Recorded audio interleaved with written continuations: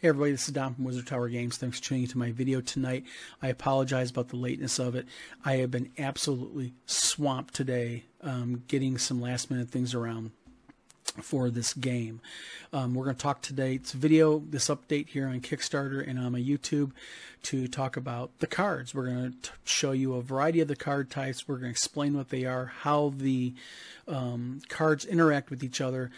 We're going to go over the cards' effects. We're going to show you where the QR codes are and how they are, because we got a lot of questions about the QR codes, like, are they going to be big? Are they going to obstruct artwork? I mean, how these things work on cards. So let's dive right in. We're going to start off with character cards. Now, this is a base character card. Again, there's two things important to note about this video. We're going to show you just a sampling of each card type, because I don't want to go through all 200 and almost 300 cards in the game. But also, the stats on these cards are going to change. We are going to modify them a little bit. We have not finished adding our gameplay tweaks into them. Gamehole Con is next weekend. Tim Kask and Jim Wampa are going to be up there. We're going to go up there, me and my wife, say hello to them, and then after Gamehole Con is when we're going to start really getting into the nitty-gritty, and I'm sure Tim will be giving more feedback to us on much of the stuff that we went ahead and have provided him. But again, these cards are just basically some placeholder stats on them. Now, each player character card is the same as far as placement. Upper left-hand corner, the number on the shield, that's going to be your base defense. I'm not going to use trademark terms, but it's your defense value. Bottom left-hand corner is your base damage that this character type gives. Certain things like weapons can affect your base damage. So if you have, let's say, a short sword, you might get a plus one to that. On the right hand, you see skills, spell, gear, and armor slots. Those are the base items that you're allowed to carry and how many of each. As an example, again, this could change, but Anna can have 2 skills, 1 spell, 3 pieces of gear, and 1 armor slot. And again, many things change this, such as gear. There are various pieces of loot we're going to show you later on, such as like a backpack, which allows you to add more items to your gear slots because you can carry more. Again, a lot of things in this game, the different types of loot cards, the different types of encounter cards, can affect your base slots. As you can see, the QR codes right there doesn't impact artwork. That's the smallest we could get it to have it be picked up very easily by a phone. We wanted the ability to, as an example, when you have a phone, we wanted the ability for you to be able to go flat down on it at an angle, just scan it over it, and we wanted you to have the ability, if you did that, for the card to be pulled up the description that Tim will be reading. On the right hand side is a red orb with a sword.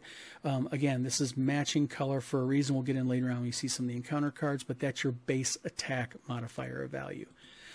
This is the warrior card, and as you can see, the artwork is gorgeous on these player character cards. And Matt Forsyth, who is the artist who drew these things, is an artist from New Zealand. He is a hell of a nice guy. He is really gracious, always willing to help, and we are so glad to have his artwork on these player character cards. The Sorcerer, again, one of the 7 base character class cards that are going to be in the game. It's the same layout, so it's familiarity. Even though the individual stats may be different, the card layout is the same.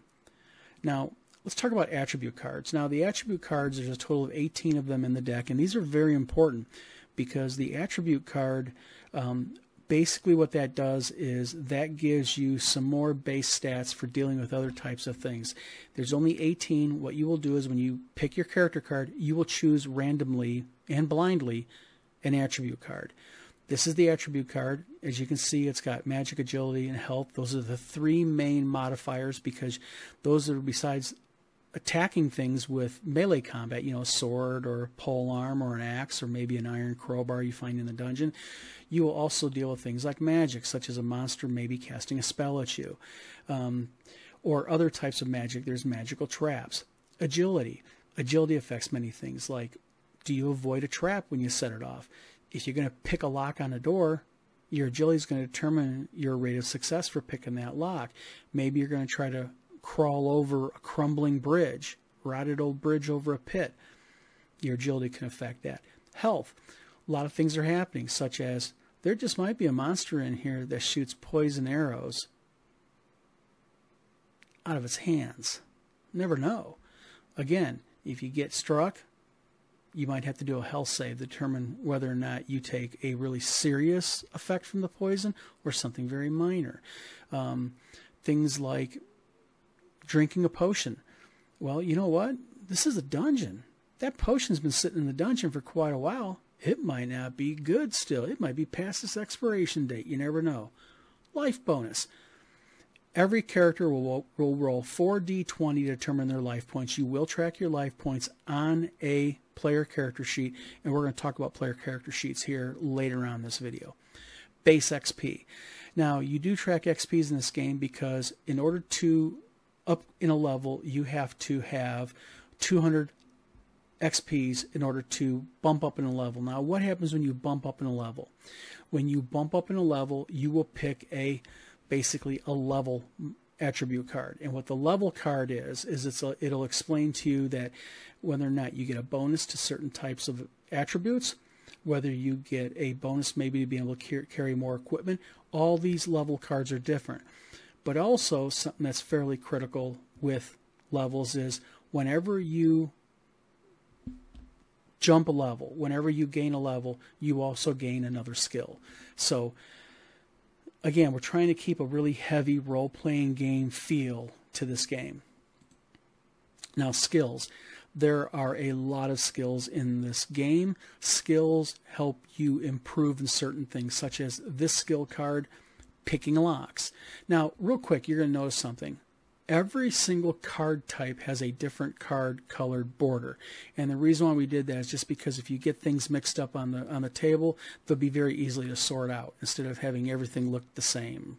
You know, like if it's a black border, all these black, you got to start reading them all. So we make the borders a little bit different color to help you out. Picking locks. QR codes in the bottom right-hand corner. There's the base description. And basically what skill cards do, again, they make you better at things like picking locks. With this skill, you get a +1 to your agility modifier for picking a lock on a door or chest. Spellcraft, basic. You add +1 to your magic attribute when casting any spell or using any scroll. Again, artwork, base QR code, first aid. You can go ahead and give yourself first aid. You know, again, there are 36 skills in this game, and they're ever-changing, and they're randomly picked also. Now, loot cards. Loot cards are, I think of as one of the two bread and butter core card types in the game, the other being encounter cards. And there's a lot of different types of loot that you can collect.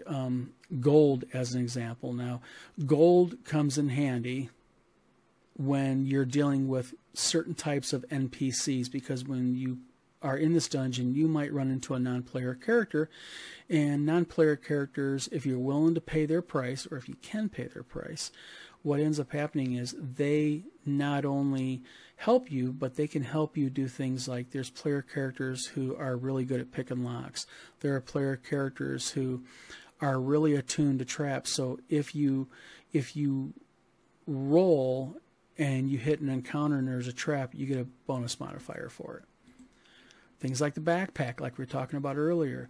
With this handy item, you can now carry 2 more pieces of equipment over your base equipment slot. 20 feet of rope. Again, there are a lot of different types of loots.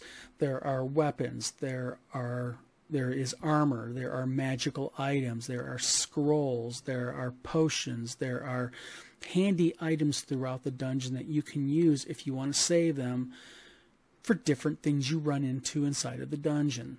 Again, QR codes are placed where we're not trying to obstruct it. It's just where we got to place it. Things like a spell book. This, as an example, this is one of a couple different spell books, but this spell book will allow any spellcaster to carry 2 more spells than their base slots allow. You can only carry 1 spell book at a time. So again, you know, every loot card is different. It adds things to the game. And real quick question, because when I mentioned loot cards in another video, I had actually a Kickstarter supporter asked me an important question. He said, hey, Does your game allow it for me to trade an item with another player? The answer is yes, but that player has to be either in the same square as you or in an adjacent square, because you got to be in each other's presence in order to go ahead and trade items. So yes, it does. Things like the footbridge. Footbridge is a big item, so it counts as 2. But the footbridge does give you a bonus when you're trying to navigate pits and such. Potion of agility. Again, this is a magical potion. Drinking this potion will give you +2 to 1 roll involving agility, and so on and so forth. Now, there is a base rule in the game, and it is in the rule book, where whenever you take something like a potion, you do have to roll a health save, because it depends on whether or not this potion, like I said earlier, just might be past its expiration date. You know how those magic users are. You can't trust any of those magic users. Encounter cards. There are 128 different encounter cards. Same thing. As an example, this is the knoll. Upper right-hand corner is its base defense value. Upper left-hand corner is its base attack value. The heart with a number, that's how many life points it has, and that how many XPs you get when you go ahead and you beat it. Character cards, encounter cards with monsters can also have expanded descriptions we're going to talk about in a minute, but you can see the QR code on the right-hand side. Now, the Undead Goblin is one of those cards, same thing as the Knoll, but this is a case of expanded types of things that involve the card.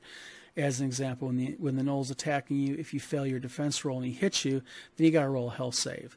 And you'll see that all of these are color-coded to your attribute card for easy reference. As an example, this one, if you fail against this, you take an additional 1d4 damage. The Wog, same thing with this.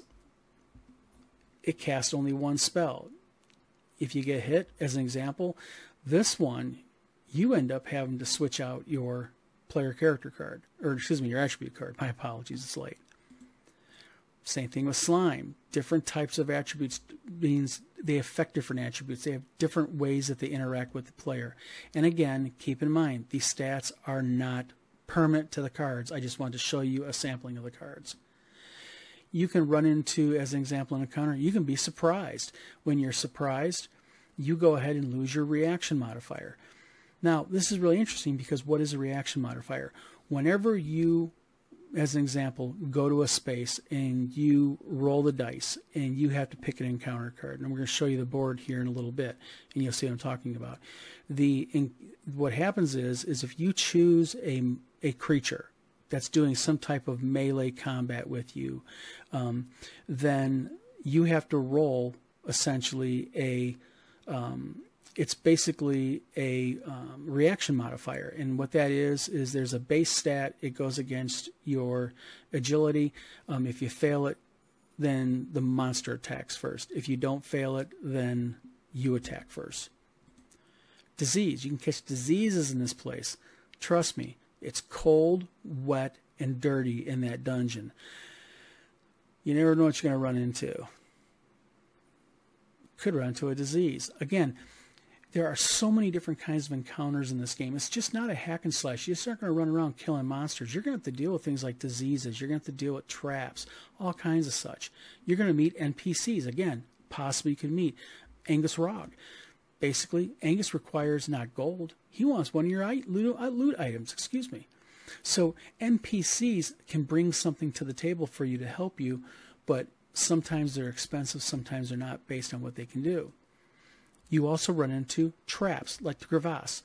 Suddenly, floor gives away. You reach and try to jump out of the way. Again, this is all pre-edit. I'm getting tongue twisted because it is late. But essentially, what ends up happening is you can run into traps, and then you have to avoid those traps. The board.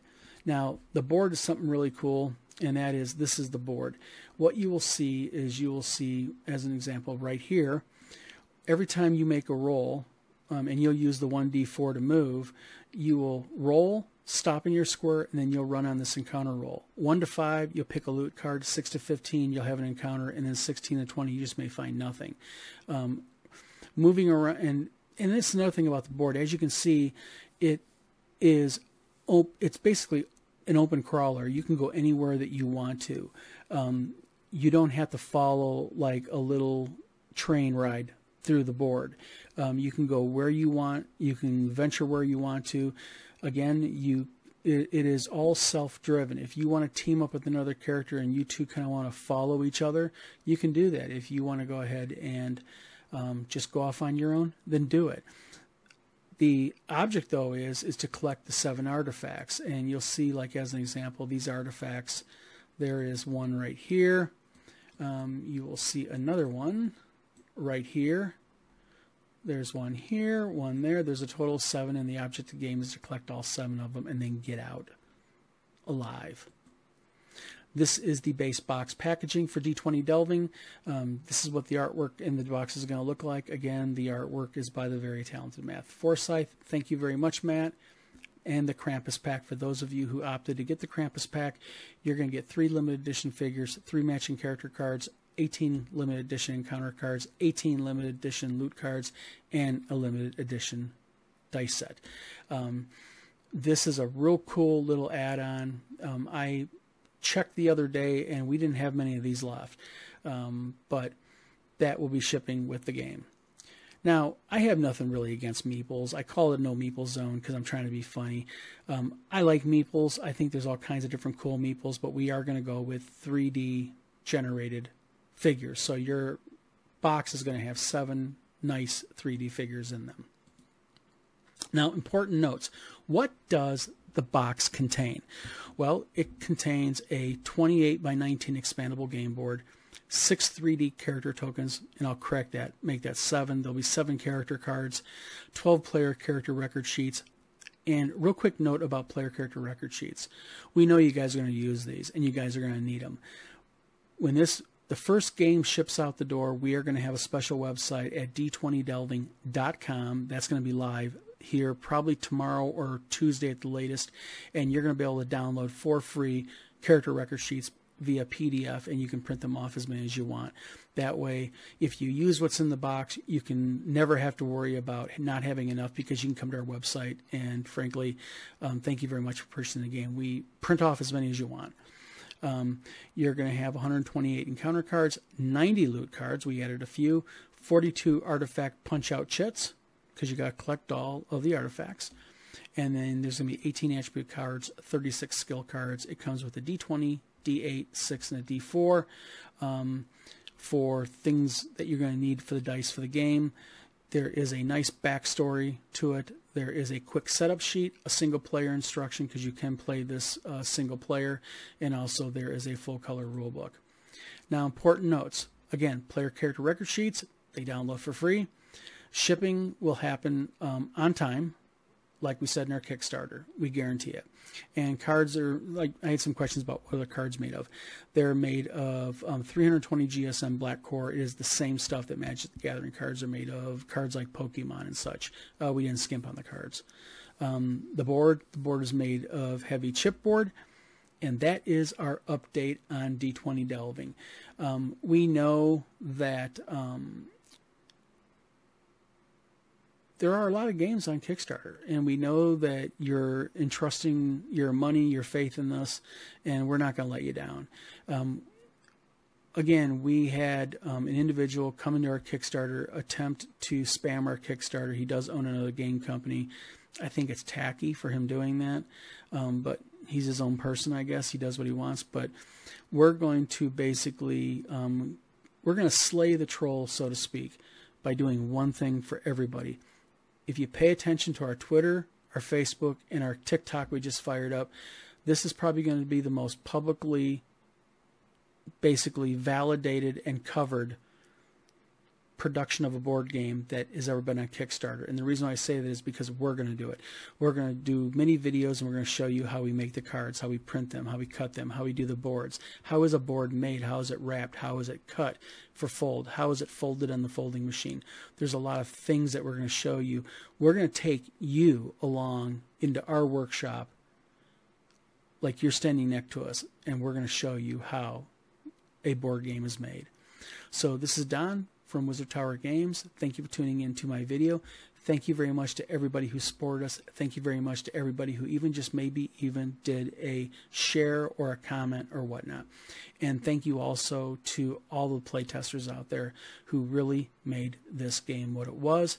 And thank you to Jim Wampler. Jim, you have been a great help. You were gracious. Thank you for talking to me and giving me ideas and critiquing my Kickstarter and showing me how I can be better. And most of all, thank you to Tim Kask. Tim is a very busy man. Tim has a lot of irons in his fire, and he has been so gracious, so helpful, so supportive. He's just an awesome, awesome guy to work with. And again, his knowledge, his decades of knowledge, you know, you can only learn from that man. That's all you can do. You can't begrudge the man about anything, because that man is a vessel of help and info. So again, this is Don from Wizard Tower Games and D20 Delvin signing off. Share our Kickstarter. If you haven't supported us, link is down below in the YouTube video. Support us, and I hope everybody has a good Monday. Thank you.